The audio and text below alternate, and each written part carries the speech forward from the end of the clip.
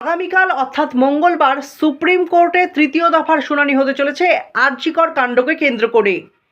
তার আগে তদন্তের অগ্রগতি কতটা হয়েছে তার একটা রিপোর্ট পেশ করেছে কিন্তু সিবিআই। সেই রিপোর্টে কি বলা হয়েছে? সেই রিপোর্টে বলা হয়েছে প্রাক্তন ওসি অভিজিৎ মণ্ডল ও সন্দীপ ঘোষের গ্রেপ্তারের কথা কিন্তু সেখানে উল্লেখ করা রয়েছে সেই স্ট্যাটাস রিপোর্টে। তার পাশাপাশি তিলোত্তমা ধর্ষণ করে প্রমাণ লোপাট আশঙ্কার কথাও কিন্তু সেখানটায় উল্লেখ করা রয়েছে।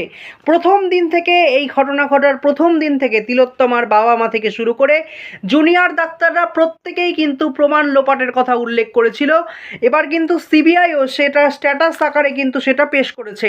তার পাশাপাশি এই রিপোর্টে কি বলা রয়েছে? এই রিপোর্টে বলা রয়েছে ইচ্ছাকৃতভাবে তদন্ত শুরুতে দেরি করা হয়েছে। এই রিপোর্টে ইচ্ছাকৃতভাবে তদন্ত শুরুতে দেরি করা হয়েছে এমনটাও কিন্তু পেশ করা হয়েছে। তার পাশাপাশি বলা হয়েছে তিলোত্তমার পরিবার দ্বিতীয়বার ময়নাতদন্তের আর্জি জানালেও পুলিশ তা করতে দেয়নি। অর্থাৎ তিলোত্তমার পরিবার কিন্তু দ্বিতীয়বারের জন্য ময়নাতদন্তের আর্জি জানিয়েছিল, কিন্তু পুলিশ সেই দ্বিতীয়বার ময়নাতদন্ত করতে দেয়নি।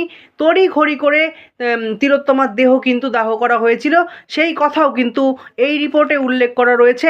এমনটাই কিন্তু সূত্র মারফত খবর পাওয়া যাচ্ছে। তার পাশাপাশি ধৃত সঞ্জয় নার্কো টেস্টে রাজি হয়নি, সেই কথাও কিন্তু এই রিপোর্টে পেশ করা হয়েছে।